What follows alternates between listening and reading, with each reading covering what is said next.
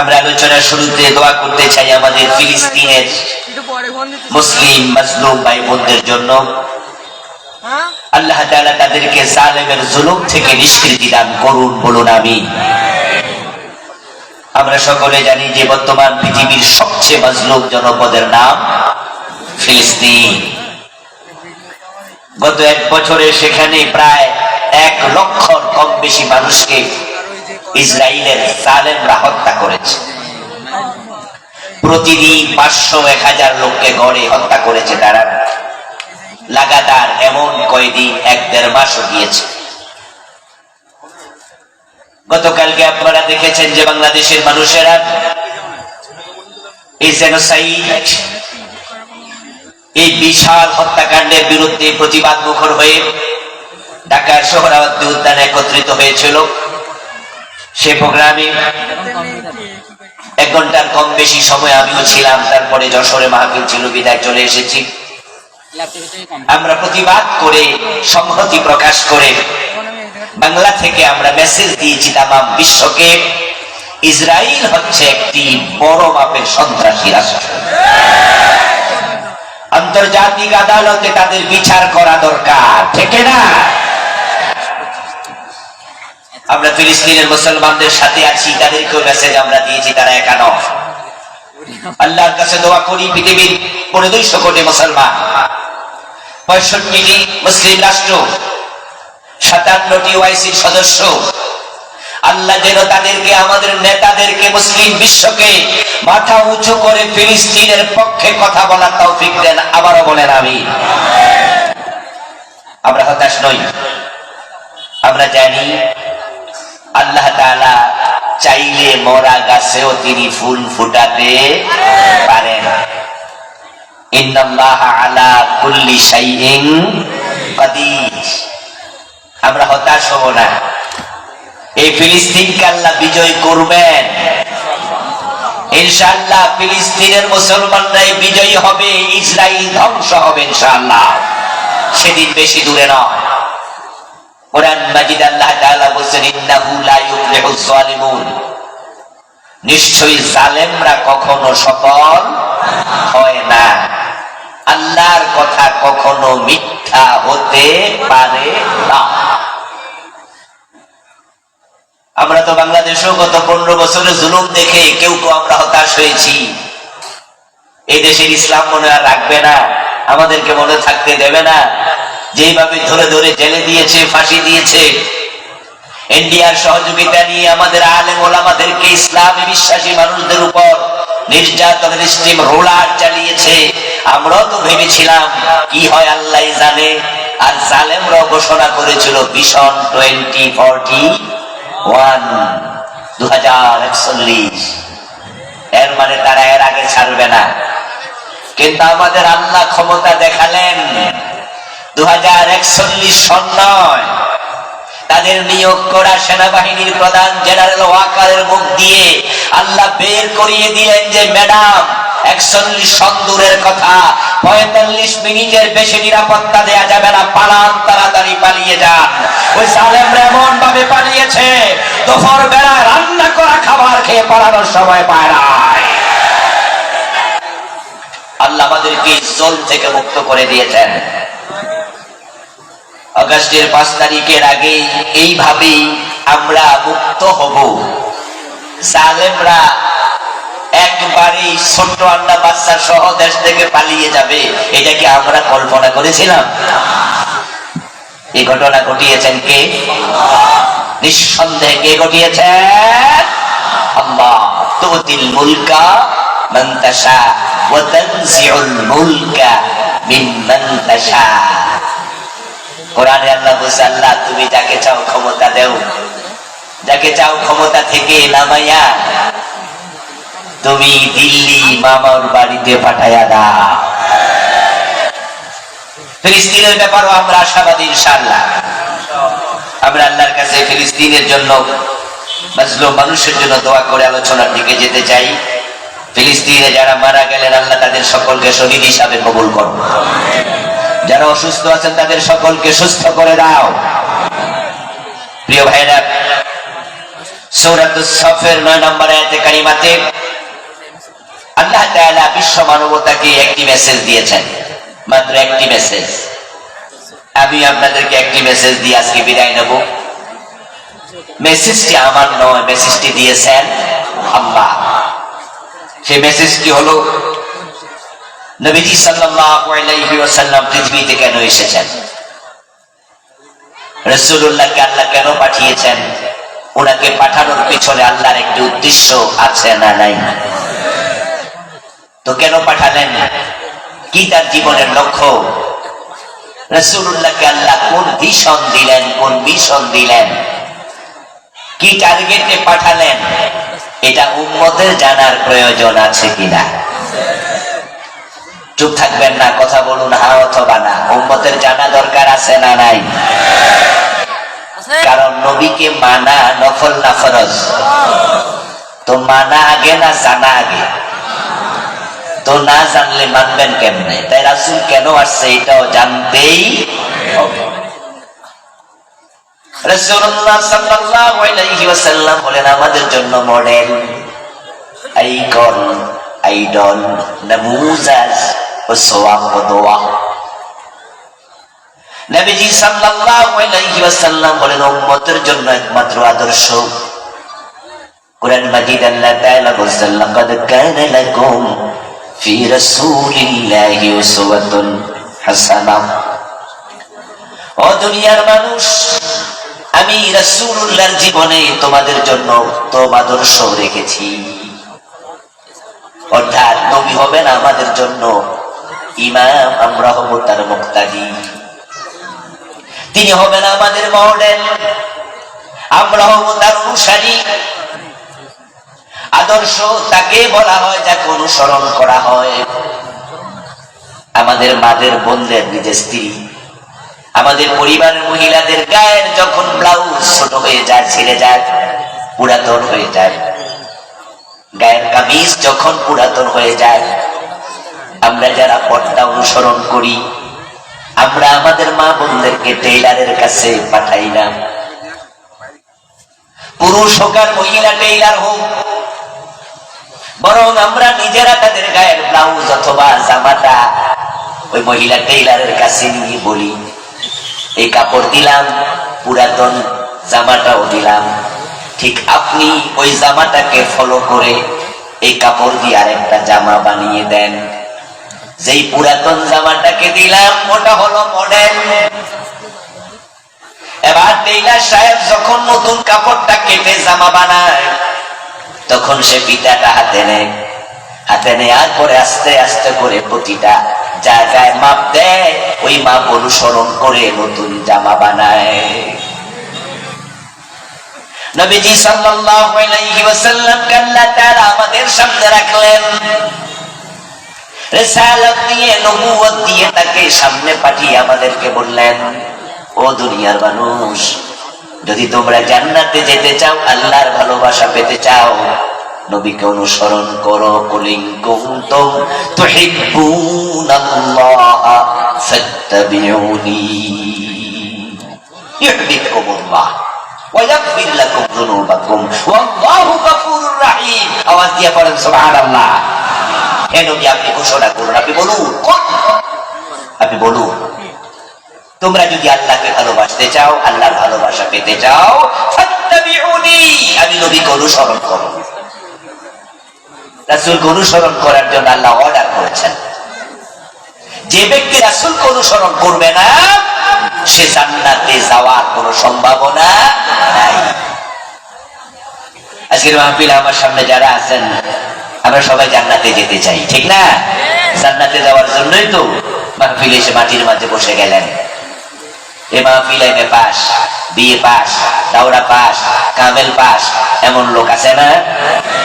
তারা কিন্তু সম্মানিত মানুষ। বিভিন্ন জায়গায় গেলে চেয়ারে বসে, মানুষ তাদেরকে চেয়ার দেয়, কিন্তু মাহফিলে এসে মাটির মাঝে বসে গেছে। কোনো অহংবোধ নেই, কোনো আত্মগরিমা, আত্মপরিতা নেই। হুজুরের সামনে বসে কোরআন হাদিসের কিছু কথা শুনবো, হতেও তো পারে কোরআনের একটা কথা আমার হেদায়েতের উসিলা হবে, নাজাতের উসিলা হবে। শুধু জান্নাত পাওয়ার জন্য মাটিতে বসে গেছে, ঠিক না? যে মাহফিলের মাঠে বসা নয়, আল্লাহর জান্নাত পাওয়ার জন্য আমরা তো শহীদ হতেও রাজি, আমরা তো জীবন দিতেও রাজি হয়ে যাই, ঠিক না? আল্লাহর জান্নাত আমাদের জীবনের লক্ষ্য। আমার বন্ধু, জান্নাতে যাওয়ার জন্য আপনারা যারা আল্লাহর পথে খরচ করছেন, টাকা দিয়া পয়সা দিয়া হজে চলে যান, এই রমাদানের রোজা রাখলেন, আল্লাহর জান্নাত পাওয়ার জন্য রমাদান মাসে ক্যালকুলেটর হাতে নিয়ে বসে বসে যাকাতের হিসাব করে যাকাত দিলেন। আল্লাহর জান্নাত পাওয়ার জন্য আপনি তাহাজ্জুদের বিছানায় চোখের পানি ছেড়ে দিয়ে কাঁদেন। ওই জান্নাত পাওয়ার জন্য শর্ত হলো নবীর অনুসরণ। যারা নবীর অনুসরণ করবে না, আমার রাসূল বলছেন, তারা জান্নাতে যেতে পারবে না। قال رسول الله صلى الله عليه وسلم كل امتي يدخلون الجنه الا من ابى। নবীজি বলছেন, আমার সব উম্মত জান্নাতে যাবে, তবে অস্বীকারী উম্মত জান্নাতে যেতে পারবে না। কিলা মান আবা ইয়া রাসূলুল্লাহ। কোন একজন সাহাবী প্রশ্ন করলেন, হে আল্লাহর রাসূল, আমরা তো সবাই জান্নাতে যেতে চাই, অস্বীকারী উম্মত সে আবার কিরকম, সে আবার কে? বুঝলাম না, কে আবার অস্বীকারী? আমরা তো আপনারা সবাই নবী হিসাবে মানি, তো অস্বীকারী উম্মত কে? রাসূল জবাব দেন, মান আতাআনি দাখালাল জান্নাহ ওয়া মান আসানি ফাকাদ আবা। যে আমি নবীকে অনুসরণ করে সে জান্নাতে ঢুকবে, যে আমি নবীকে অনুসরণ করবে না সে অস্বীকারী জান্নাত পাবে না। রাসূলুল্লাহর যে উম্মত বাংলাদেশে আমরা আছি, শতকরা ৯২% মানুষ নিজেদেরকে রাসূলের উম্মত দাবি করছি। আমরা মুসলিম। আপনাদের কাছে আমার জিজ্ঞাসা, মেহেরবানি করে একটু জবাব দিয়েন, রাসূলকে অনুসরণ করে জীবন চালাচ্ছে, পরিবার চালাচ্ছে, ব্যবসা বাণিজ্য চালাচ্ছে, রাসূলকে অনুসরণ করে রাজনীতি চালাচ্ছে, সমাজনীতি চালাচ্ছে, মানে রাসূলকে অনুসরণের বাইরে জীবন চালায় না, এমন মানুষ কি বাংলাদেশে অনেক অনেক বেশি না অনেক অনেক কম?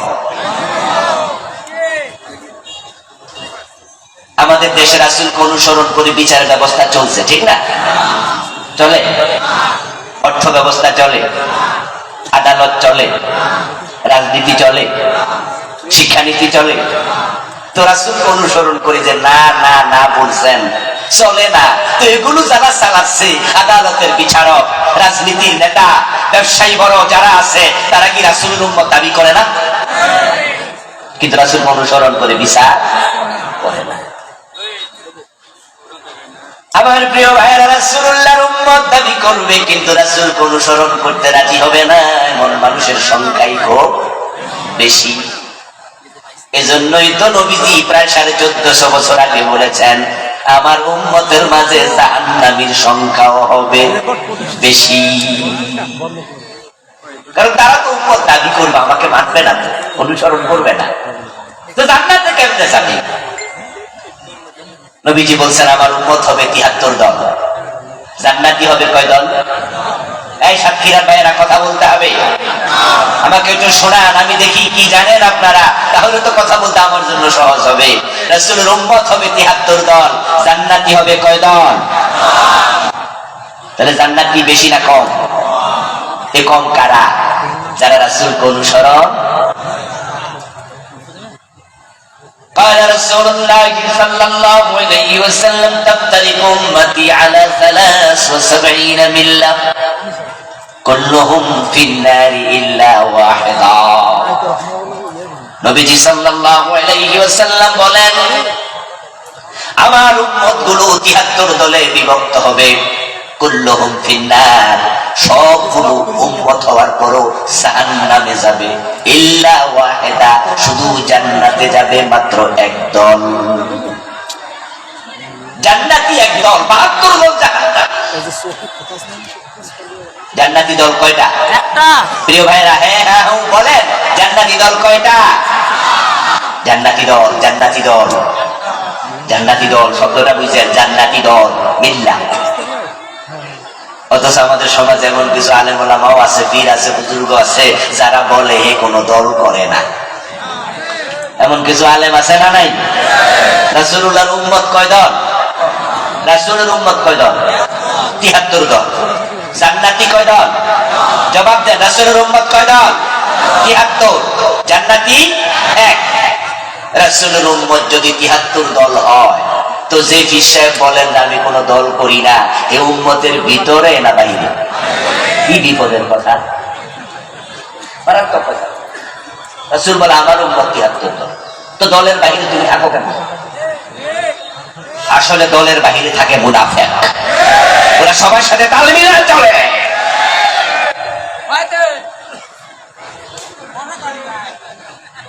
إذا لقوا الذين آمنوا قالوا آمنا وإذا خلوا إلى شياطينهم قالوا إنا معكم।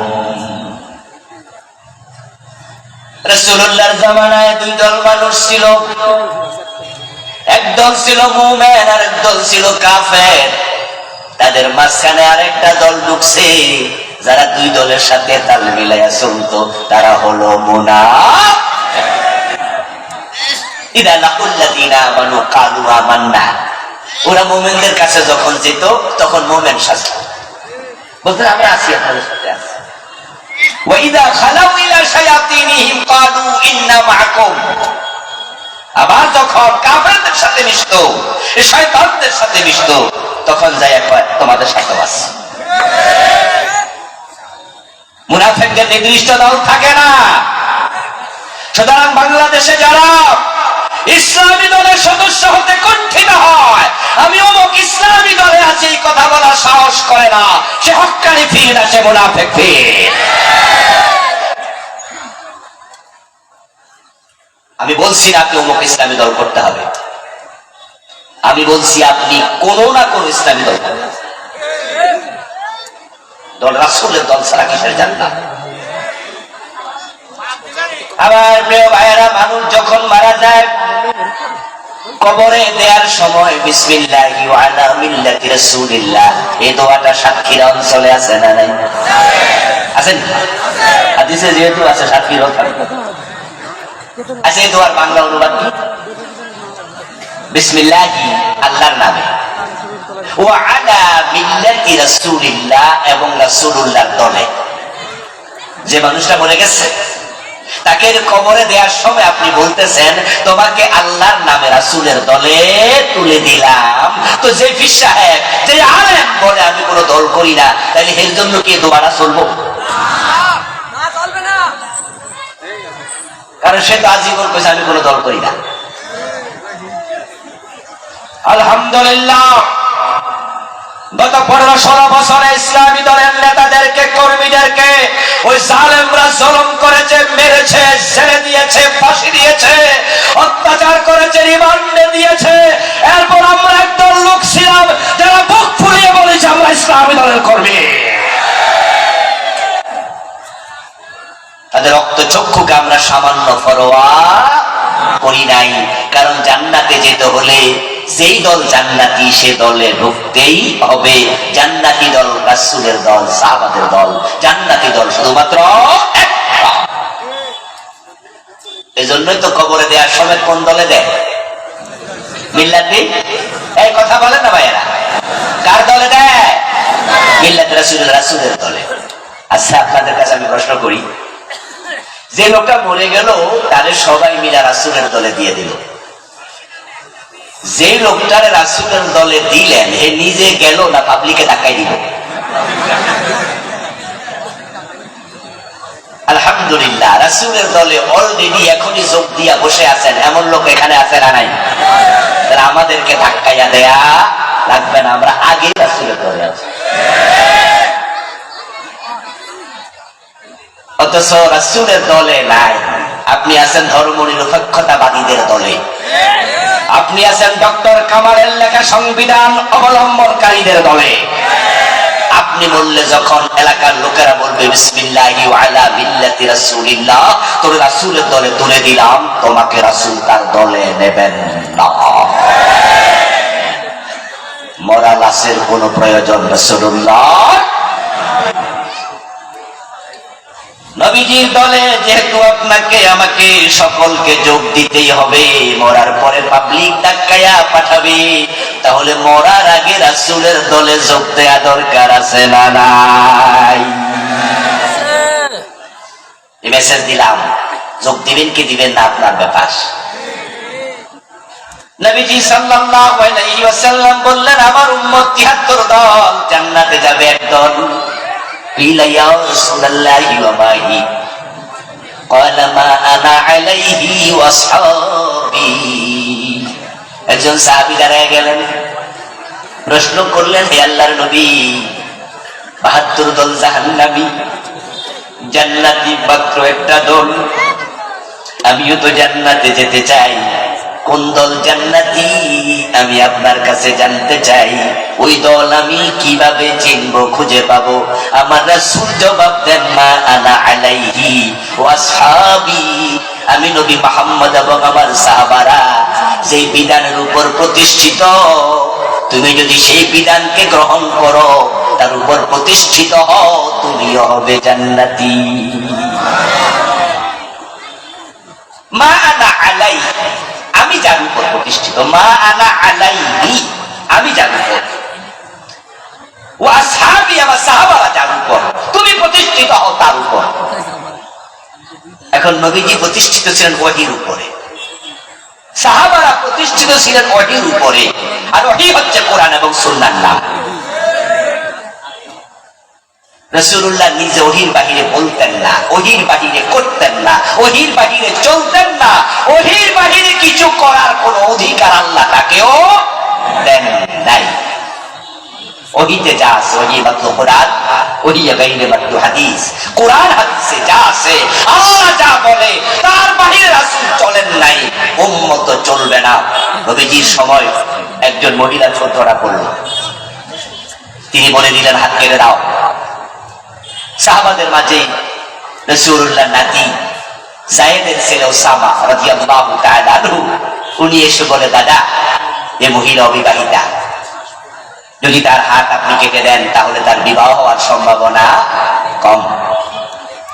মহিলা সম্ভ্রান্ত বংশের নারী, তার হাত যদি আপনি কেটে দেন তার বংশের অপমান হবে, এই জন্য আপনি তাকে হাত না কেটে অন্য কোন শাস্তি দেয়া যায় কিনা বিবেচনা করুন। فتلون وجه رسول الله صلى الله عليه وسلم, প্রিয় নবীর চেহারাটা লাল হয়ে গেল। فقام خطيبا, তিনি খুতবা দেওয়ার জন্য দাঁড়ায় গেলেন। ওসামাকে বললেন, ওসামা, তোমাকে আমার কাছে প্রস্তাব নিয়ে যারা পাঠাইছে তাদেরকে ডাকো। আমার রাসূল তাদের সামনে ছোট্ট খুতবা দিলেন। ওই খুতবার মাঝে বললেন, লাওয়ান্না ফাতিমাতা বিনতা মুহাম্মাদিন সারাকাত ইন্না মুহাম্মাদান লা ইয়াকতাউ ইয়াদাহা, শোনো আমার উম্মতেরা, ওই মহিলা নয়, যদি আমার মেয়ে ফাতেমা চুরি করে আমি ফাতেমার হাতটাও কাটবই, কারণ আমি তো ওহীর উপর প্রতিষ্ঠিত, ওহীর বাইরে যাওয়ার কোন অনুমতি আমার নাই। আপনাদের কাছে আমার প্রশ্ন, চোর ধরে হাত কেটে ফেলো এমন অর্ডার আল্লাহর কোরআনে আছে না নাই? 54 বছরের বাংলাদেশে কয়জনের কাছে? কারণ আমাদের দেশে আইনটা প্রচলিত না। আমাদের দেশ কি আল্লাহর আইনে চলে না ডক্টর কামালের লেখা সংবিধান দিয়ে চলে? ডক্টর কামালের লেখা সংবিধান কি আল্লাহর আইন ঢুকাইছে না ব্রিটিশ আইন ঢুকাইছে? এই ব্রিটিশ আইন দিয়ে 54 বছর বাংলাদেশ চলছে। এই জন্যই তো আমরা একদল মানুষ বলি না, আল্লাহর কোরআন দিয়ে বাংলাদেশ চালাতে হবে।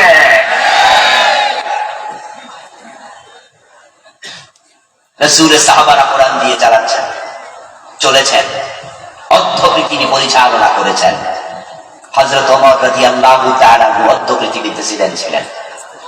কবি নজরুল চমৎকার ভাবে বলেছেন, অর্ধ পৃথিবী করেছো শাসন, ধুলার তখ্তে বসে খেজুর পাতার প্রাসাদ তোমার বারে বারে গেছে খসে।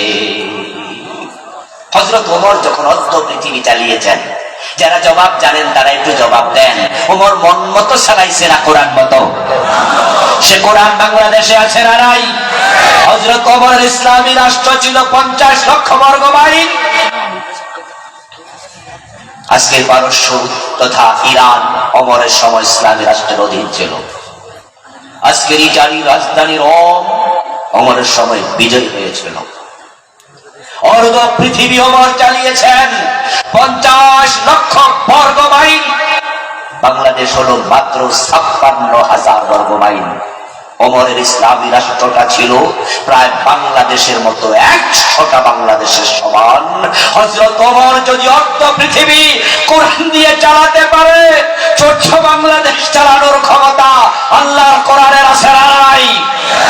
ওই কোরআন দিয়ে বাংলাদেশ চলুক, এটা আপনারা চান কিনা?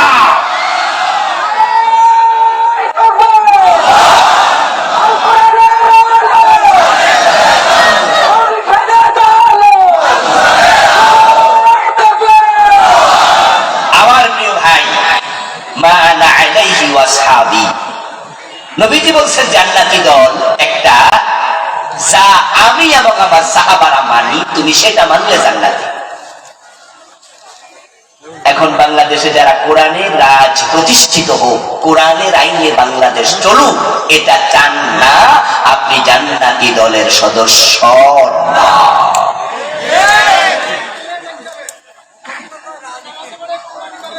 প্রিয় ভাই আমার, প্রিয় ভাই আমার, কোরআনের আলোকে দেশ চলুক, সমাজ চলুক, এটা চাওয়া আপনার কাছে রাজনীতি, আর আমার কাছে এটা ঈমানের দাবি।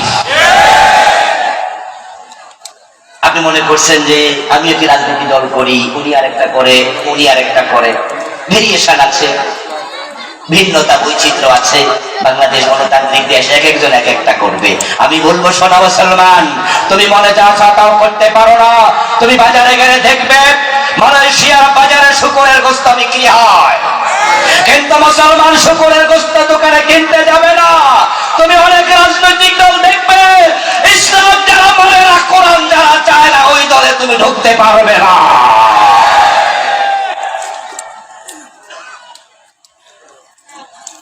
আমেরিকায় বাংলাদেশের মুসলমান আমেরিকায় গিয়ে বসবাস করে, এমন আছে কিনা? আমেরিকার বাজারে কি শুকরের গোশত বেচে না? মদের দোকান আছে না? তা আপনি কি বলবেন নাকি যেহেতু দোকান আছে খাইয়ালাই ঢুকি? নো, মুসলিম যেমন চাতা আপনি করতে পারেন না। নবীজি সাল্লাল্লাহু আলাইহি ওয়াসাল্লাম বললেন, আমাকে অনুসরণ করলে জান্নাত। আল্লাহর জান্নাতে যেতে হলে নবীকে মানো। قال رسول الله صلى الله عليه وسلم من احب سنتي فقد احبني ومن احبني كان معي في الجنه। সুবহানাল্লাহ পড়েন ভাই। এই প্রিয় ভাইরা, আমরা তো জান্নাতে যেতে চাই, যেতেই হবে, ট্রেন মিস করা যাবে না। রাসূল বলছে জান্নাতে যেতে চাও, তাহলে মান আহাব্বা সুন্নতি ফাকাদ আহাব্বানি, আমার সুন্নাহকে ভালোবাসো, আমার তরিকা করো, আমার আদর্শ করো। ওয়া মান আহাব্বানি কানা মাই ফিল জান্নাহ। এবার রাসূল সুসংবাদ দিচ্ছেন যে আমার সুন্নাহকে ফলো করে সে জান্নাতে আমার সাথে ঢুকবে। এখন রাসূলের সুন্নাহকে ফলো করলে জান্নাত, এই ওয়াজটুকু শুনে অনেক টুপিওয়ালা দাড়িওয়ালা মুস্কি হাসে, যাক তাহলে জান্নাত পাইয়া। কারণ সে মনে মনে ভাবছে টুপি মাথার দেয়া সুন্নাহ দিলাম, মুখে দাড়ি রাখা সুন্নাহ, মুখে দাড়ি রাখলাম তো। প্রিয় ভাইয়েরা, হ্যাঁ টুপি মাথায় দেয়া সুন্নাহ, মুখে দাড়ি রাখা সুন্নাহ, হ্যাঁ আপনি সুন্নাহ মানেন, কিন্তু এক জায়গায় প্রবলেম হচ্ছে, বাংলাদেশের অধিকাংশ মুসলমান সুন্নাহ মানে সেখানে সুবিধা আছে, সেখানে অসুবিধা, সেখানে সুন্নাহ মানে না, সেখানে সুন্নাহ মানে ততক্ষণ মামলা খায় না, যতক্ষণ মামলা খাওয়ার ভয় থাকলে সুন্নাহ মানে না। আমরা হচ্ছি সুবিধাবাদী সুন্নি। গতকালকে আলেম ওলামাদের আহ্বানে সোহরাওয়ার্দী উদ্যানে সব দলের লোকেরা একসাথে হাজির হয়েছে, এবং মঞ্চে আপনারা দেখেছেন বাংলাদেশের মোটামুটি অনেক দল, বিএনপির লোক হাজির হয়েছে, হয় নাই? কথা বলে না ভাইয়েরা, হাজির হয় নাই? বিএনপির নেতারাও গেছে, জাতীয় পার্টির লোকেরা গেছে, আওয়ামী লীগের কোন কোন সদস্য গেছে, যদিও তারা হয়তো পরিচয় এখন আর দেয় না। কিন্তু আওয়ামী লীগের লোক দু চারজন যায় নাই আমি এটা বলবো না, ফিলিস্তিনের পক্ষে দেশের আওয়ামী লীগাররাও আছে, আছে না? আচ্ছা, এই যে কালকে যখন ফিলিস্তিনের বিপক্ষে ডাক আসলো, আপনার ইসরায়েলের বিপক্ষে, ফিলিস্তিনের জুলমের বিপক্ষে, তখন সব দলের লোকেরা দৌড়ে গেল অন্যায় প্রতিবাদ করার জন্য। আচ্ছা, এবার বলুন তো, আগামী সপ্তাহে আমরা আলেমরা যদি আবার বাংলাদেশে কোরআনের আইন কায়েমের জন্য ডাক দেই, বিএনপির সব লোকেরা যাবে তো? জাতীয় পার্টি যাবে? আওয়ামী লীগ যাবে? ওরা বলবে এটা হুজুররা ব্যাপার, এটা হুজুররা করে। তাহলে ফিলিস্তিনের উপর জুলুম হলে সেটা ইসলামের অংশ, জালেমের বিরুদ্ধে প্রতিবাদ করো, কিন্তু আল্লাহর কোরআনের আইনের পক্ষে ডাকলে আর যাও না, এটাও তো ইসলামের অংশ, এখানেও তো যাওয়া দরকার।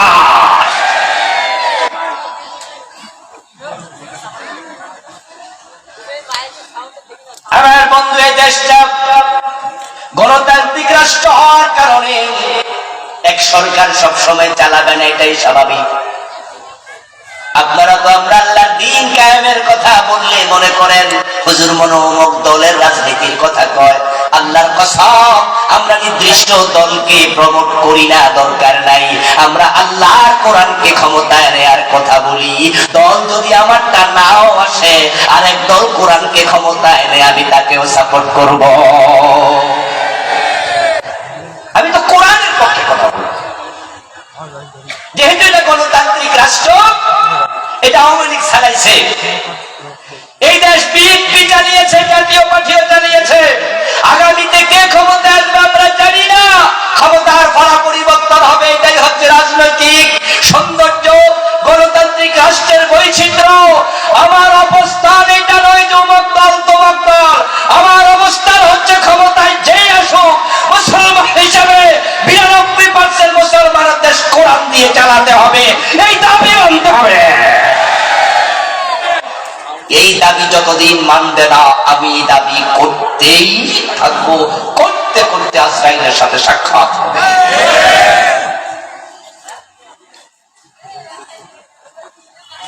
প্রিয় ভাইয়েরা, আমরা সুবিধাবাদী মুসলিম।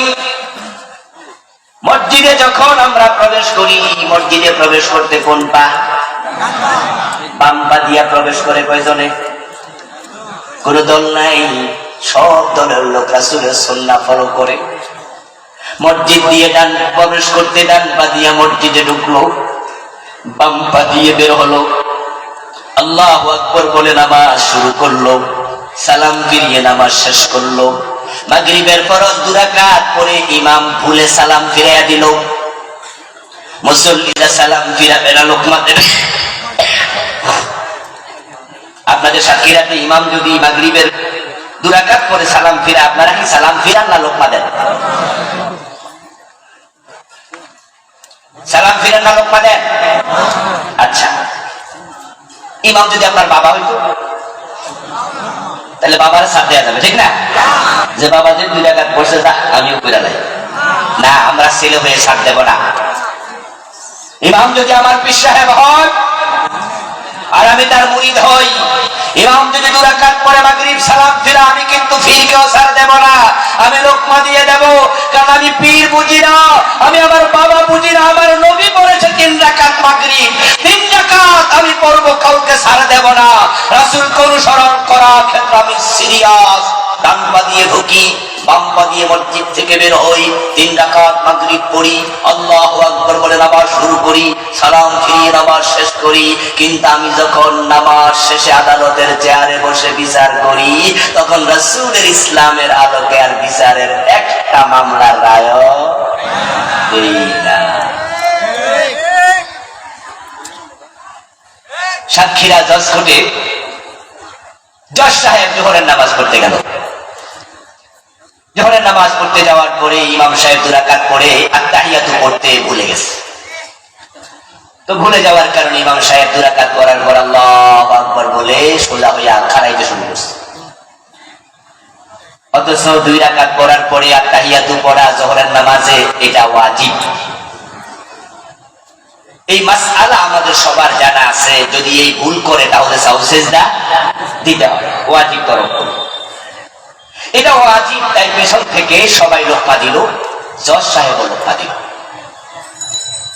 সুবহানাল্লাহ বলে লোকমা দেওয়ার পর ইমাম সাহেব এবার বসে যথারীতি তিনি আত্তাহিয়াতু পড়ে তাশাহুদ শেষ করে বাকি 2 রাকাত পরে তিনি যথারীতি সালাম ফিরালেন। নামাজের পরে জজ সাহেব আবার কোর্টে চলে গেল। আদালতের চেয়ারে বসে আজকে একটি চুরির মামলা রায় হবে। রায় ঘোষণার আগে তিনি লিখিত রায় পাঠ করছেন যে গত এত তারিখ থেকে এত তারিখ পর্যন্ত এই মামলার সাক্ষী সাবুত সবকিছু আমরা শুনেছি, অথেন্টিসিটি একবারে প্রমাণিত হয়েছে নিরপেক্ষভাবেই যে এই লোকটা এত লাখ টাকা চুরি করছে, তাই বাংলাদেশের এত নম্বর দণ্ডবিধির আলোকে তাকে এতদিন জেল দেয়া হলো। কিছুক্ষণ আগে যে আপনার জজ সাহেব ইমাম সাহেবের লোকমা দিচ্ছে, তিনি এখন রায় দিচ্ছে।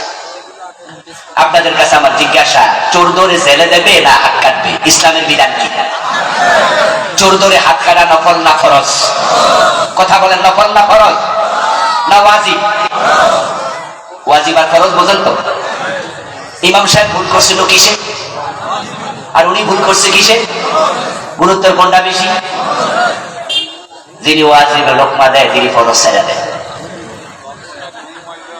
খেয়াল করবেন, উনার জন্য চোর ধরে হাত কাটা ফরজ। আল্লাহর সামনে বললে হবে না, আল্লাহ রাষ্ট্রের আইন ছিল না, এই জন্য আমি চোর ধরে হাত কাটতে পারিনি, রাষ্ট্রের আইনে ছিল চোর ধরে জেলে দাও। আমি একজন বিচারক, আইনের বাহিরে আমি যেতে পারি না। আসমানের মালিক যদি প্রশ্ন করে ওই বেটা কয় টাকা বেতন দিত রাষ্ট্রের চাকর হয়ে যদি রাষ্ট্রের আইন মানস, আমি তো জান্নাতের মালিক, আমার আইন মানস তাই তোরে জান্নাত দেব না। সেটির উপায় কি হবে?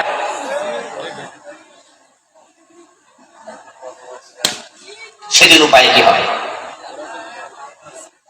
যারা আমার আলোচনা শুনবেন, জজ আছে, বিচারক আছে, আজকের মাহফিলও হয়তো নাই, কিন্তু ইউটিউবের মাধ্যমে কত বিচারক আমার আলোচনা শুনবে, শুনে বলবো আবুল কালাম আজাদ সাহেব অবুঝ মানুষের মতো কথা বললো।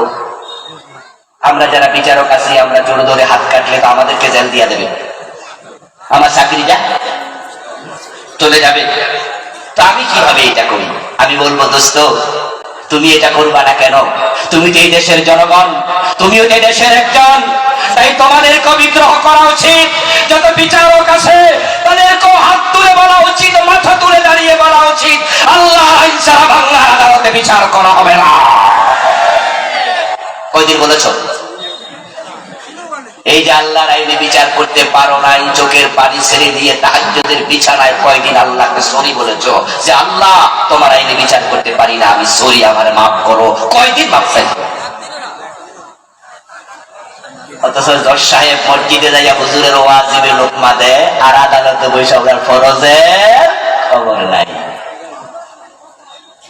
ছেড়ে দিলাম জজকে, এবার আসি আপনাদের কাছে। এই যে হুজুর তাশাহুদ পড়ে নাই, ভুলে উঠতেছিল জোহরের নামাজে, পিছন দিয়া যারা লোকমা দিল তারাও তো কিছুক্ষণ পরে জজের আদালতে যাবে। জজ সাহেব যেখানে বললেন চোর ধরে জেলে দিলাম, ওই আদালতের মাঝে উপস্থিত হাকিম নিজে মুসলিম, যে বেটা বাদী সেও মুসলিম, যে বিবাদী সেও মুসলিম, যে উকিল ব্যারিস্টার সেও মুসলিম, যে আদালতে সাক্ষী দিল সেও মুসলিম, যারা সংবাদপত্রে এই বিচারের রায় লেখার জন্য বসে আছে সাংবাদিক তারাও মুসলিম, যারা চোরটাকে ধরে 2 হাতে হ্যান্ডকাপ পরাইয়া নিয়ে যাবে জেলখানায় পুলিশেরাও মুসলিম। মুসলমান ইমাম সাহেব ভুল করলে তোমরা লোকমা দিলা, আদালতের ইমাম জজ যখন কোরআনের আইনে রায় দেয় না, ওই বেটার ভুলে জজ কোর্টেও লোকমা দেয়া দরকার আছে না? না, ইমাম সাহেবের লোকমা দিলেন, জজ সাহেবের লোকমা আমরা কয়জনে দিছি? ওই জজকেও তো বলা দরকার আল্লাহর আইনে বিচার করো মিয়া। কেন দিলেন না?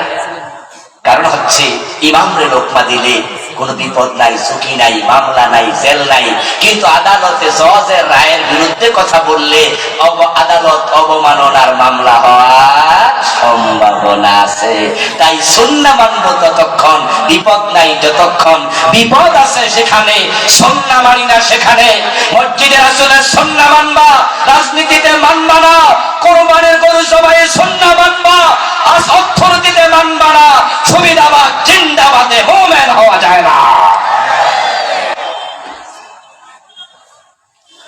নবীজির সুন্নাত না মানলে জান্নাত নাই, সুন্নাত না মেনে উম্মত হওয়া যায় না। এখন রাসূলের সুন্নাহ মানতে হবে জীবনের বটম থেকে টপ সব জায়গা, রান্নাঘর থেকে সংসদ ভবন, ব্যক্তি জীবন থেকে আন্তর্জাতিক বলয়। মুসলিম থাকবে যেখানে, ইসলাম থাকবে সেখানে। আল্লাহ নবী সাল্লাল্লাহু আলাইহি সাল্লামকে আল্লাহ পৃথিবীতে কেন পাঠিয়েছেন? রাসূলকে অনুসরণ করতে গেলে জানতে হবে। এবার আসেন, রাসূলকে আল্লাহ তাআলা কেন পাঠিয়েছেন? কুরআন মাজিদের 3টি সূরাতে তিনি বলেছেন।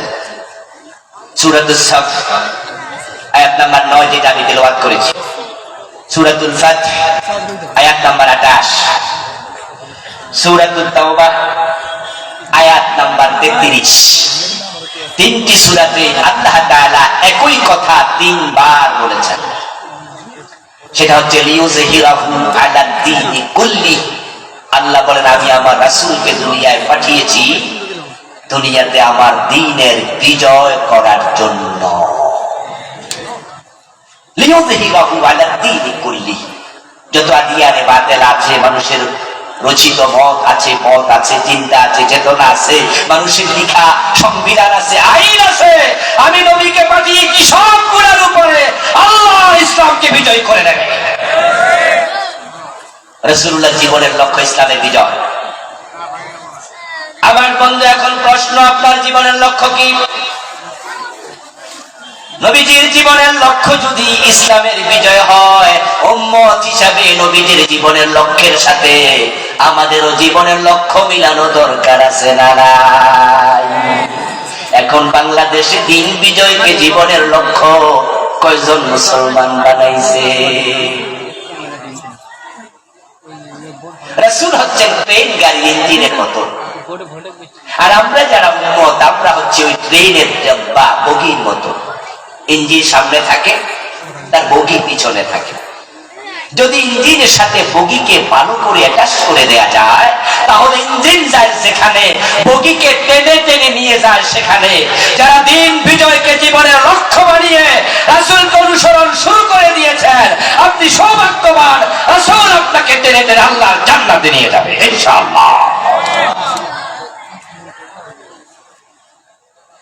আল্লাহ হাবিব সাল্লাল্লাহু আলাইহি সাল্লাম যখন পৃথিবী থেকে চলে গেলেন, যারা জবাব জানেন তারা একটু জবাব দিন তো, তখন কি রাসূল যখন চলে যান মদিনা, ইসলাম কি পরাজিত ছিল না বিজয় ছিল? আল্লাহ হাবিব মদিনা ইসলামকে বিজয়ী রেখে তারপরে ইন্তেকাল করেছেন। এই কোরআন মাজিদে যত বিধান আছে, মদিনা নামক ইসলামী রাষ্ট্রে আমার রাসূল প্রতিটা চালু করে তারপরে মারা গেছে। আমার রাসূল যখন ইন্তেকাল করেন তখন মদ খেলে 80 বেত দেয়া হতো। আমার রাসূল যখন ইন্তেকাল করেন তখন চুরি করলে হাত কেটে দেয়া হতো। আমার রাসূল যখন ইন্তেকাল করেন, ইসলামকে বিজয় করে গেলেন, তখন জেনা করলে অবিবাহিত 100 বেত দেয়া হতো। বিবাহিত জেনা করলে পাথর মেরে হত্যা করা হতো। ও প্রিয় ভাইরা, বাংলাদেশ 54 বছর চলছে। আপনাদের কাছে আমার জিজ্ঞাসা, এই বাংলাদেশে 54 বছর ইসলাম বিজয়ী না পরাজিত? অথচ ইসলাম তো পরাজিত হতে আসে নাই। ক্বালা রাসূলুল্লাহ সাল্লাল্লাহু আলাইহি ওয়াসাল্লাম, আল ইসলামু ইয়া'লু ওয়া লা ইউ'লা আলাইহি। নবীজি বলেন ইসলাম বিজয়ী হতে এসেছে, ইসলাম পরাজিত হতে আসে নাই। আমরা 92% মুসলমান, ইসলাম পরাজিত, তা আমাদের কামটা কি? আসলে 92% মুসলমান, এই কথাটা একটা ধোঁকা, এটা প্রতারণা, মিথ্যা। এটা হচ্ছে কাজী গরুর মতো, কেতাবে আছে গোয়ালে নাই। এই 92% মুসলমানের ভিতরে তাসলিমা নাসরিনের নাম আছে, আসেনি? আসেনি? কবি চৌধুরীর নাম নাই, সুফিয়া কামাল, এরপরে আপনার এই যে মুরগি কবির একটা আছে না, শাহরিয়া, সবগুলো নাম এখানে আছে। এই সব মিলে 92%। ওই ফেরদাউসের নাম আছে, আপনার রিয়াজের নাম আছে, শাবনুরের নাম আছে, যারা মানুষকে নিজের দেহ দেখাইয়া জাহান্নামের দিকে প্রতিদিন ডাকতেছে, সবার নামের ভিতর ঢুকছে। সব মিলে 92%। এত পার্সেন্ট লাগে না, 92% মুসলমান লাগে না। প্রকৃত অর্থে মুসলমান যদি 51% থাকতো, কত আগে বাংলাদেশ আল্লাহর আইন কায়েম হয়ে যেত। লিখে আছে, বাস্তবে নাই। নবীজি সাল্লাল্লাহু আলাইহি ওয়াসাল্লামকে দিন বিজয়ের দায়িত্ব আল্লাহ দিলেন। তাহলে আমরা যারা জান্নাতে যেতে চাই, আজ থেকে বাংলাদেশে দিন বিজয়কে জীবনের লক্ষ্য বানাবো, রাজি আছেন না নাই? তাহলে রাসূলের সাথে আপনার জীবনের লক্ষ্যটা মিলল। আমার রাসূল মক্কায় ছিলেন 13 বছর, কিন্তু দিনের বিজয় সেখানে করতে পারেন নাই। অবস্থাটা এতটাই নাজুক ছিল যে মক্কার সংসদ ভবনের নাম ছিল দারুন নাদওয়া। নবীজি সাল্লাল্লাহু আলাইহি ওয়াসাল্লাম সে দারুন নাদওয়াতে যে কোরআনের বিজয় করবেন, যে ইসলামের বিজয় করবেন, ওই কোরআন নিয়ে ওই সংসদে প্রবেশের কোনো সুযোগই পান নাই। বরং মক্কার সংসদের যিনি লিডার ছিলেন, প্রধানমন্ত্রী, প্রেসিডেন্ট, সে আবু জেহেল, আবু লাহাব, তারা মক্কার সংসদে বসে সিদ্ধান্ত নিয়েছিল, وقال الذين كفروا لا تسمعوا لهذا القرآن والغوا فيه لعلكم تغلبون। কোরআন মাজিদে আল্লাহ বলে, মক্কার কাফেররা সিদ্ধান্ত নিয়েছিল, মুহাম্মদ যেখানে কোরআন পড়বে সেখানে কোরআন শুনতে যাওয়া যাবে না। লা তাসমাউ লিহাযা আল-কুরআন, এই কোরআন শুনতে যেও না। ওয়ালগাউ ফীহি, তারা দ্বিতীয় সিদ্ধান্ত নিল, যেখানে কোরআন পড়বে, কোরআন বুঝাবে, ওই কোরআনের আলোচনার মজলিসে গন্ডগোল লাগাইয়া দিতে হবে। এই ছিল মক্কার সংসদের সিদ্ধান্ত।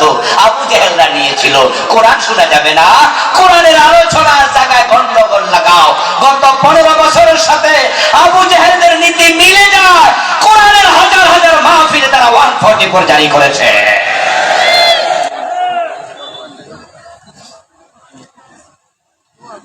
আপনাদের সাতক্ষীরাতেও অনেক জায়গায় মাহফিল আসতে পারিনি।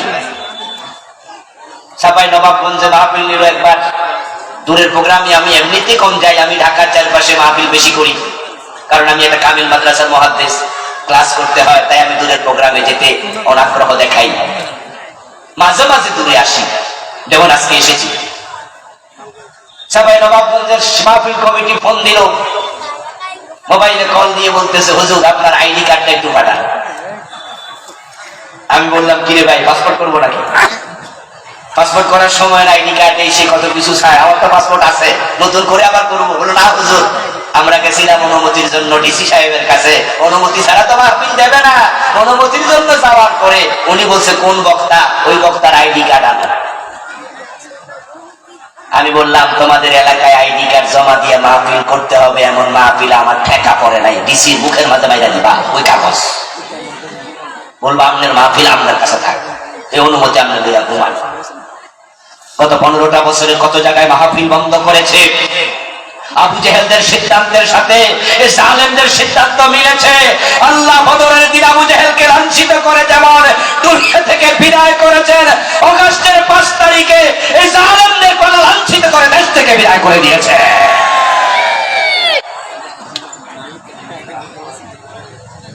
আমরা বুঝি না কি, আমরা মনে করি ওরা মনে হয় জিতে গেছে, কিন্তু আল্লাহ তাআলা বলেন না, তার সুন্নাহ হচ্ছে উমলি লাহুম ইন্না কাইদি মাদিন, আমি ছাড় দেই কিন্তু ছেড়ে দেই না। আমি সুযোগ দিয়েছি, কিন্তু যখন ধরবো তখন ফলানোর রাস্তাও মিলবে না। আল্লামা সাইদি রাহিমাহুল্লাহ চমৎকার ভাবে বলেছিলেন, সময় আসবে ইঁদুরের গর্ত পর্যন্ত লুকানোর জন্য পাবে না। সেটাই হয়েছে। ইন্ডিয়া যদি ম্যাডামরে জায়গা না দিত, তাহলে পৃথিবীর কোন দেশ কিন্তু আর জায়গা দেয়নি। তারা বলেছে নো এন্ট্রি। উনার বড় ছেলে আমেরিকার নাগরিক, পুতের বউ আমেরিকার নাগরিক, কিন্তু আমেরিকা বলছে নো এন্ট্রি। উনার নিজের বোন শেখ রেহানা এবং তার মেয়ে ব্রিটিশ নাগরিক, ব্রিটিশ বলেছে নো এন্ট্রি। সৌদি আরব ভিসা দেয় না, কাতার দুবাই ভিসা দেয় না। আমরা শুনেছি কিছুদিন আগে ইন্ডিয়া থেকে দুবাই চলে যাবে, এই জন্য তিনি উঠেছিলেন বিমানে। দুবাই বিমান বন্দরে 10 ঘন্টা বসায় রাখা দুবাই সরকার আবার ইন্ডিয়া পাঠাইছে। দুবাই সরকার কইছে যার বউয়ের কাছে যাও, তোমার জামাই নাই, মুদির বউ নাই, টেসকা টেসকা মিলে বেগুনের সাথে শুটকি মিলে। ওই মোদি যদি চান্স না দিত, সুযোগ না দিত, আল্লামা সাঈদীর কথাই বাস্তব, লুকানোর জন্য গর্ত খুঁজে পেত না। দরবেশ বাবা তো দাড়ি কামাইছে, তারপরও বলাইতে পারে নাই। এগুলো আল্লাহর ধরা। ইন্না বাতশা রাব্বিকা লাশাদীদ, তার ধরা বড় কঠিন। মক্কার কাফেররা বলল মুহাম্মদ সাল্লাল্লাহু আলাইহি ওয়াসাল্লামের কোরআন তেলাওয়াত শোনা যাবে না, এবং তিনি কোরআন যেখানে বুঝাবেন সেখানে গন্ডগোল লাগাও। নবীজি সাল্লাল্লাহু আলাইহি ওয়াসাল্লাম মক্কার পরিবেশ খারাপ দেখলেন, আল্লাহর ইশারায় মক্কা থেকে বেরিয়ে গেলেন মদিনার উদ্দেশ্যে হিজরত করে। হিজরতের পথে নবীজি সাল্লাল্লাহু আলাইহি ওয়াসাল্লাম ভাবতেছেন, যদি মদিনায় হিজরত করার পরে সেখানে পৌঁছে দেখি মদিনার সংসদে আরেক আবু জেহেল বসে আছে, আমাকে ঢুকতে দেন না, তাহলে হিজরত করে লাভটা কি? আমার রাসূল মনে মনে ভাবতেছেন, হিজরতের পথে হিজরত করে যাইয়া লাভ কি হবে যদি দ্বীনের বিজয়ের পরিবেশ না থাকে? মানুষের দিলের খবর সবচেয়ে বেশি জানে কে? আল্লাহ তাআলা নবীজির অন্তরের খবর জানলেন। তিনি দেখেন, তিনি জিবরিলকে পাঠিয়ে দিলেন, যাও জিবরিল, আমার রাসূলকে দুশ্চিন্তা করতে মানা করো, একটা দোয়া করতে বলো, ওয়াকুর রাব্বি আদখিলনি মুদখালা সিদকিন ওয়া আখরিজনি মুখরাজা সিদকিন ওয়াজআলনি মিন লাদুনকা সুলতানান নাসীরা। রাসূলকে বলো তিনি যেন আমাকে বলে, ও আমার আল্লাহ, তুমি আমাকে উত্তম ভাবে বের করো, উত্তম ভাবে মদিনায় পৌঁছিয়ে প্রবেশ করাও, এবং তুমি তোমার পক্ষ থেকে আমাকে রাষ্ট্র ক্ষমতা দিয়ে সাহায্য করো। ওয়াজআলনি, তুমি আমাকে দাও মিন লাদুনকা, তোমার পক্ষ থেকে সুলতানা, রাষ্ট্র ক্ষমতা। নবীজির দোয়া রাস্তায় থাকতে কবুল। মদিনায় পৌঁছার সাথে সাথে মদিনার আউস, খাজরাজ, বনু নজির, বনু কুরাইজা, বনু কাইনুকা, মদিনার মুশরিকরা, মদিনার মুসলিমেরা, আমার বৃদ্ধ বনিতা রাসূলকে কাঁধে তুলে নাচতে থাকলো। সবাই মিলে প্রিয় নবীকে মদিনার প্রেসিডেন্ট বানিয়ে দিল। আমার নবী আল্লাহর শিখানো দোয়া করে, ওয়াজআলনি, তুমি আমাকে দাও মিন লাদুনকা, তোমার পক্ষ থেকে সুলতানান নাসীরা, সাহায্যকারী, রাষ্ট্র ক্ষমতা। আমার রাসূল আল্লাহর কাছে রাষ্ট্র ক্ষমতা চেয়ে দোয়া করেছে, ওই আয়াতটা কোরআনে এখনো আছে না নাই? রাষ্ট্র ক্ষমতার জন্য দোয়া করা রাসূলের সুন্নাহ। বাংলাদেশে ইসলাম বিজয়ের জন্য আপনি কয়দিন দোয়া করছেন? আপনি কয়দিন করছেন? বরং আপনি তো আরো উল্টা হাঁটতেছেন। আমি আমার মুসলমানকেও চিনি, 5 ওয়াক্ত নামাজ পড়ে, হজ করেছে, মাথায় টুপি আছে, কপালে নামাজের কালো দাগ আছে, অথচ আল্লাহর কোরআন কায়েমের কথা শুনলে চেহারা কালো হয়ে যায়, রাজাকার বলে গালি দেয়। আল্লাহর কসম, যে আল্লাহর কোরআনের বিরোধিতা করে, অপছন্দ করে, তার ঈমান নাই, ঈমান নাই। আমার রাসূল মদিনার প্রেসিডেন্ট হয়ে গেলেন। মক্কায় 13 বছর দিন বিজয় হলো না, মদিনায় দিন হয়ে গেল বিজয়ী। কারণ মক্কার সংসদে কোরআন ঢোকে নাই, আর যে সংসদে কোরআন ঢুকবে না ওই দেশে কোরআনের পক্ষে আইনও বানানো যাবে না। এই যে আজকের মাহফিলে আমরা হাজার হাজার মানুষ, আলহামদুলিল্লাহ, আমরা যদি সবাই মিলে একটা স্লোগান দেই, আগামী কাল থেকে সুদ বন্ধ করতে হবে, তাহলে কি বাংলাদেশে সুদ বন্ধ হবে? কিন্তু সংসদে যদি 151 জন এমপি তারা সুদের বিপক্ষে একবার না বলে দেয়, আইন হয়ে যাবে, সুদ বন্ধ করতে একদিনের বেশি লাগবে না। আপনাদের বাড়িতে যদি চোর ঢোকে, আপনি কি হাত কাটার অধিকার রাখেন? এটা কি ব্যক্তির কাজ না রাষ্ট্রের কাজ? এলাকায় যদি মদখোর ধরা পড়ে 80 বের দেওয়ার অধিকার কি এলাকার চেয়ারম্যানের আছে? এটা কি চেয়ারম্যানের কাজ না রাষ্ট্রের কাজ? রাষ্ট্র আইন বানাবে, সংসদে আইন পাস হবে, তারপরে এটা আইনের আলোকে বাস্তবায়িত হবে।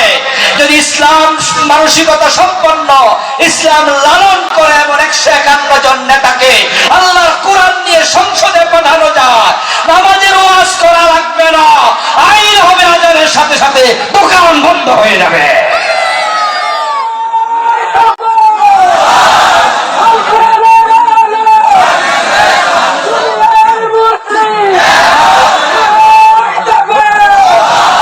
আমার প্রিয় ভাইয়েরা, আমরা তো সবাই মানুষ নামাজ পড়ুক এটা চাই, আপনারা চান কিনা? মানুষ নামাজি হোক এটা আপনারা চান কিনা? আরে তাবলীগের ভাইয়েরা নামাজের জন্য কত ওয়াজ করলো, নামাজ পড়ো নামাজ পড়ো। আসরের নামাজের পর,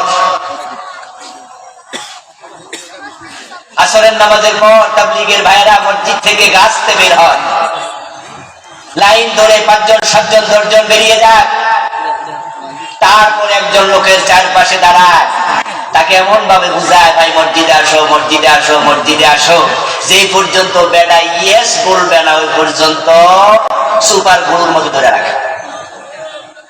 পীর সাহেব হুজুররা নামাজ পড়ো কত বললো, মাহফিলের বক্তারা 6 মাস 7 মাস শীতকালে নামাজের কত ওয়াজ করলো। বাংলাদেশে 3.5 লাখ 4 লাখের উপরে পীর আছে, হক্কানি পীররা সবাই নামাজের জন্য বলে, মাদ্রাসার হুজুররা নামাজ পড়তে বলে, অথচ ফজরের টাইমে মসজিদ কি ভর্তি না ফাঁকা? নামাজি কই? কুরবান আসতেছে সামনে, কুরবানির সময় গরু কেনার জন্য যখন গরু বাজারে যাবেন, আসরের আজান হবে, আসরের আজান হওয়ার পরে তাকাইয়া দেখবেন তো কতজন লোক গরু কিনা বন্ধ করে মসজিদে গেছে, কত %? বরং গরু কিনতে যদি 1000 লোক যায়, তার মাঝে হয়তো 200 নামাজি, বাকি 800। কোরবান করা কি ফরজ না ওয়াজিব? আর আসরের নামাজ গুরুত্ব কোনটার বেশি? ওরা কোরবানির গরু কিনতে কিনতে নামাজ শেষ। আমার প্রিয় ভাইয়েরা, বাংলাদেশের জাতীয় মসজিদ বাইতুল মুকাররম, ওখানে গেলে দেখবেন জোহরের নামাজ আসরের নামাজের সময় দোতলায় নামাজ চলে, নিচতলায় বেচা কেনা চলছে রমরমা। আজানের পরে বাইতুল মুকাররমেরও দোকান বন্ধ হয় না, অথচ আজান হওয়ার পরে সবকিছু বন্ধ, বেচা কেনা বন্ধ। এই অর্ডার আল্লাহর কোরআনে আছে না নাই? নবীজি বলছেন, আমার মন চায় আজানের পরে আমি মহল্লায় যাই, কোন একজনকে মসজিদ ইমামতির জায়গায় দাঁড় করিয়ে দিয়ে যারা নামাজে আসেন তাদের বাড়ি ঘরে আগুন লাগায়। ওয়াজ আমরা অনেক করেছি সুদের বিরুদ্ধে, বাংলাদেশে সুদ চলে না, বন্ধ। কত বড় বড় হুজুররা ওয়াজ করতে করতে মরে গেছে, সুদ কিন্তু মরে নাই, সুদ আগের চেয়ে আরো জোয়ান হয়েছে।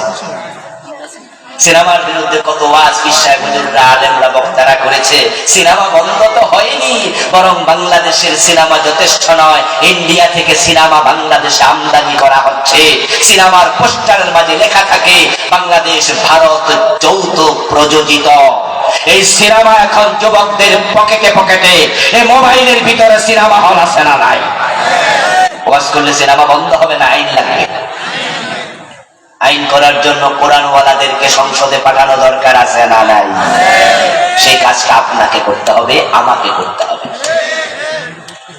বাংলাদেশ ইসলাম কায়েমের জন্য তলোয়ার হাতে নেওয়া লাগবে না, এই দেশে ইসলাম কায়েমের জন্য তলোয়ার হাতে নেওয়ার প্রয়োজন হবে না। এত কঠিন কাজ আল্লাহ আমাদেরকে দেন নাই, এত কঠিন কাজ তিনি দেননি। সৌভাগ্য দেশে 99% মুসলমান আগামী নির্বাচনে যদি শুধু ব্যালট হাতে নিয়ে কোরআনের পক্ষে রায় দেয়, এই নির্বাচনের পরে কোরআন ক্ষমতায় চলে যেতে পারে। সুযোগ আছে না নাই? এটা সাতক্ষীরা থেকে শুরু হবে ইনশাআল্লাহ।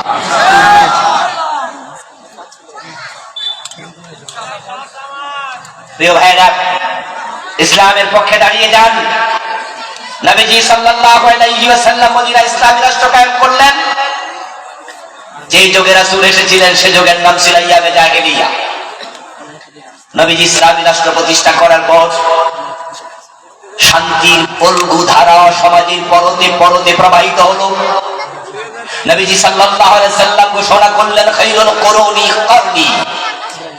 যে যুগের নাম তোমরা ইয়ামে জাহিলিয়া নামকরণ করেছো, আমি নবী মুহাম্মদ ঘোষণা করছি আমার যুগ পৃথিবীর সর্বশ্রেষ্ঠ যুগ। অন্যায় অনাচার সবকিছু এতটাই তিরোহিত হয়েছে, দুর্বৃত্ত হয়েছে, জুলুম, অত্যাচার, হানাহানি, হিংসা, বিদ্বেষ, খুন, ধর্ষণ, হত্যা পুরো আরব সাম্রাজ্যের আইন। অর্ধ দুনিয়ার সম্রাট ওমর একা একা গাছতলায় ঘুমায়, বডিগার্ডের কোনো প্রয়োজন নাই। আমরা সুখী সমৃদ্ধ বাংলাদেশ দেখতে চাই। ঐতিহাসিকদের বর্ণনায় পাওয়া যায় ওমর ইবনে আব্দুল আজিজ অথবা ওমর ফারুক, ওনাদের যুগে এতটাই দারিদ্রতা শূন্যের কোঠায় চলে গিয়েছিল যে জাকাত বিভাগের কর্মচারী জাকাতের টাকা কাঁধে নিয়ে ঘুরে বেড়ায়, জাকাত খাওয়ার মতো লোক নাই। আমরা চাই দেশে সোনার বাংলাদেশটা হোক, চুরি বন্ধ হয়ে যায়। আমরা এই জন্য চোরদের বিরুদ্ধে মাথা তুলে কথা বলতে চাই, হাত কাটার আইন চালু করতে চাই। সত্যি যদি বাংলাদেশে চোরের বিরুদ্ধে হাত কাটার আইন চালু করে 1 বছর, 2 বছর, 3 বছর, 5 বছর চালাইতে পারো, সোনার বাংলা হতে এক যোগ লাগবে না। এই চোরগুলো দেশের টাকা চুরি করে কানাডায় বেগম পাড়া করে তুলেছে। ইসলামী ব্যাংকের 18টি শাখা থেকে 80,000 কোটি টাকা বিদেশে পাচার করেছে। নিশ্চয় আপনারা চোরদের পক্ষের লোক না, চোরদের বিপক্ষের লোক। সুতরাং চুরি বন্ধ করতে চাইলে, নামাজ প্রতিষ্ঠা করতে চাইলে সকলে মিলে আল্লাহর কোরআন বিজয়ের জন্য কাজ করা দরকার আছে না নাই? আমরা নতুন বাংলার স্বপ্ন দেখছি। আলহামদুলিল্লাহ, আগস্ট বিপ্লবের পরে কথা উঠেছে এই সংবিধান ব্যর্থ। ডক্টর কামাল যে সংবিধান লিখেছে, এই সংবিধান 18 বার পরিবর্তন হয়েছে, কোনো কাজ হয়নি। আমাদেরকে শান্তি দিতে পারেনি, চুরি বন্ধ করতে পারেনি। এই জন্য ইন্টারিম গভর্নমেন্ট, নতুন অন্তর্বর্তীকালীন সরকার বলেছে সংস্কার করবে। কেউ কেউ প্রস্তাব দিয়েছে সংবিধান নতুন করে লিখবে। আমরা ইসলাম ওনারা দাবি তুলতে চাই, সাতক্ষীরার জমিন থেকে এই সংবিধান সংস্কার নয়, নতুন করে লেখা নয়, এটাকে সরাইয়া আল্লাহর কোরআনকে সংবিধান বানাতে হবে। কোরআন সংবিধান হোক, আপনারা চান কিনা? কারা কারা চান দুই হাত তুলে দেখান। নারায়ে তাকবীর।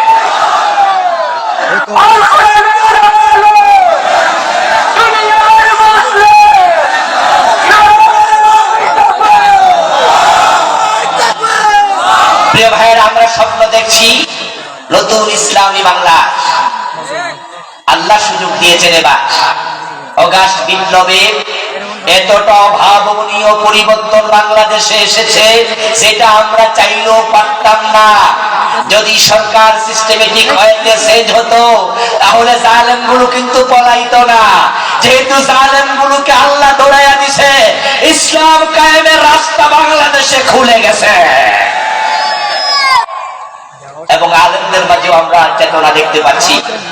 ইসলামী দলগুলো কাছাকাছি আসছে।